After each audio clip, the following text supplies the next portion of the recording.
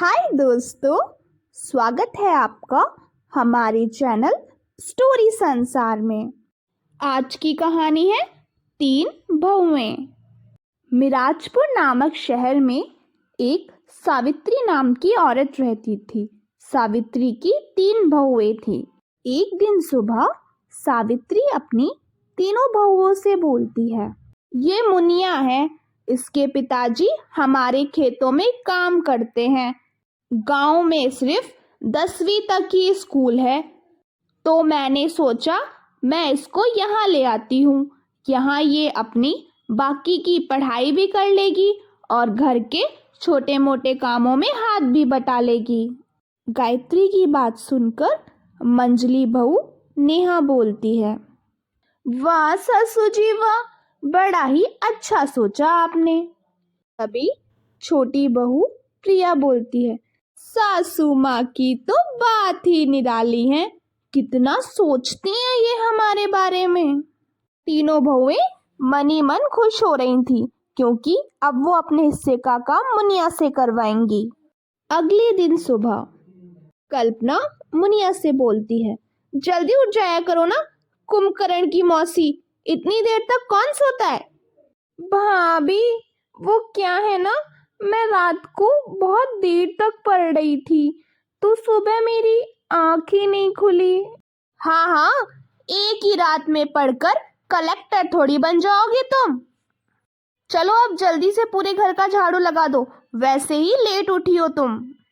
मुनिया बेचारी झाड़ू लगा ही रही थी, तभी मंजली बहू आ जाती है।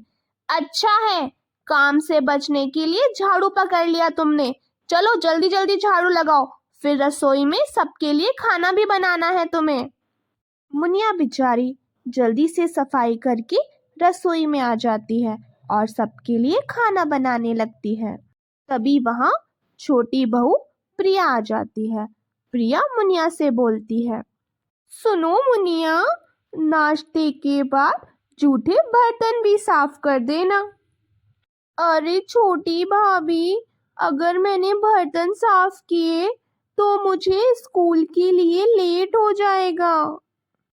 अरे देहाती छोरी, भूल गई क्या, गांव में तो स्कूल भी नहीं था, यहाँ आ गई तो तेरे भाव बढ़ गए हैं क्या। अगर इतनी जल्दी ही थी स्कूल जाने की तो सुबह जल्दी उठ जाती ना, काम तो करना पड़ेगा ना। तभी सासू माँ वहां आ जाती है। अरे क्या हुआ बहू।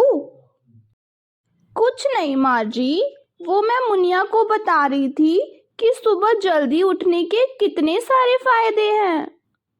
वाह बहू वाह, मेरी तो किस्मत ही खुल गई, तुम जैसी बहुएं पाकर।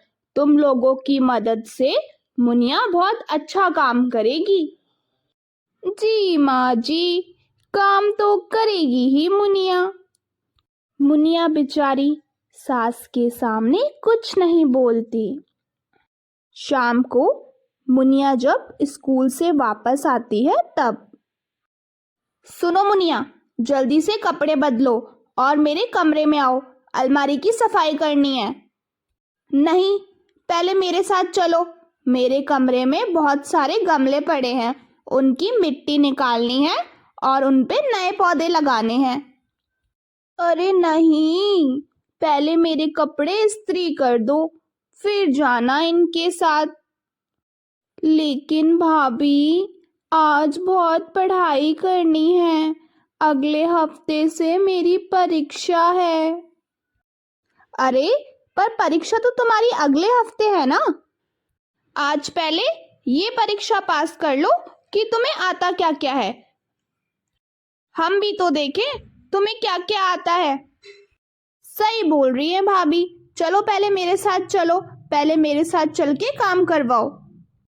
अरे नहीं, पहले मेरे साथ चलो मुनिया।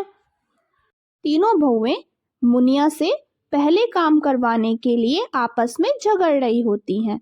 कमरे में बैठी सासू माँ सब कुछ सुन रही होती है। तभी माँ जी वहां आ जाती है और बोलती है, क्या तू मैं लगा रखी है, क्यों लड़ रही हो आपस में तीनों। वो माँ जी, वो मुनिया को हम अपना कमरा दिखा रहे थे। मेरे कमरे में बड़ा टीवी है ना, तो वो देख लेगी जब भी बोर होगी तो।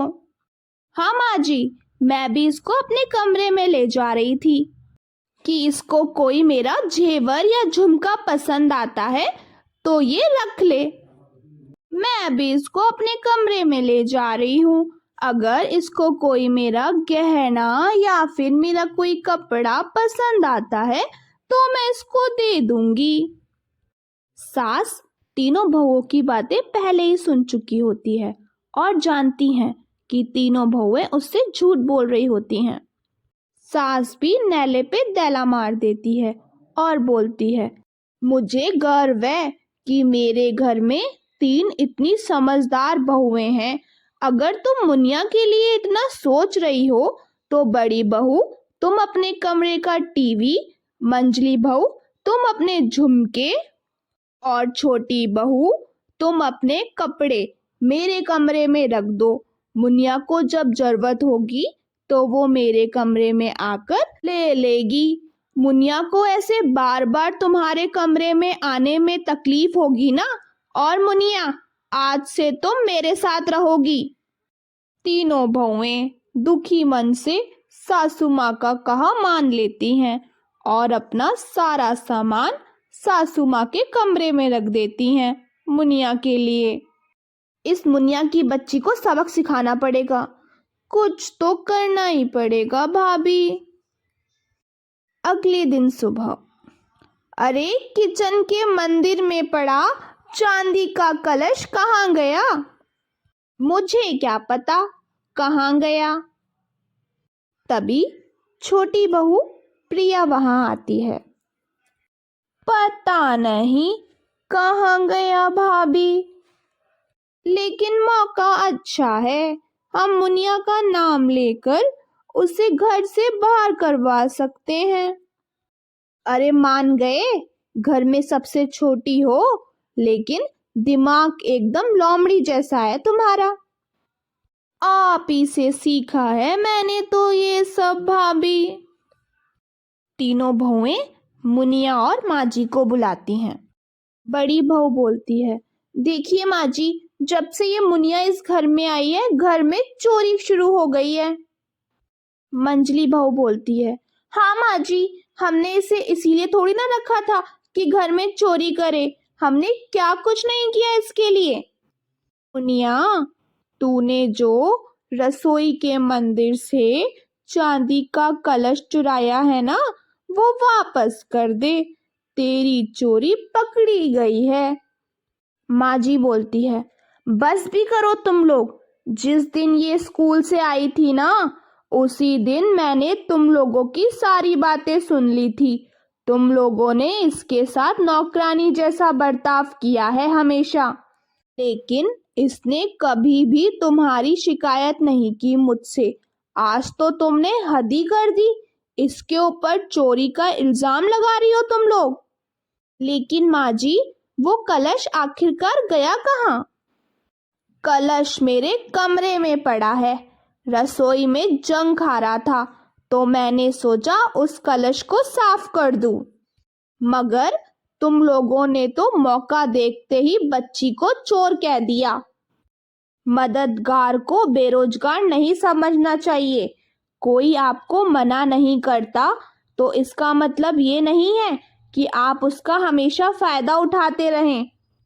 उसका मना नहीं करना उसका बड़प्पन है, तुम्हारा हक नहीं। तीनों बहुएं मुनिया से माफी मांगती है, साथ साफ कह देती है मुनिया की प्राथमिकता उसकी पढ़ाई होगी, वो घर का काम पढ़ाई के बाद ही करेगी, अगर समय मिला तो। शिक्षा, कोई हमारी मदद करता है तो हमें उसका एहसान मानना चाहिए, ना कि उसे नौकर समझना चाहिए। दोस्तों, आपको ये हमारी कहानी कैसी लगी हमें कमेंट में ज़रूर बताइएगा। साथ ही वीडियो को लाइक और चैनल को सब्सक्राइब भी कीजिएगा। धन्यवाद।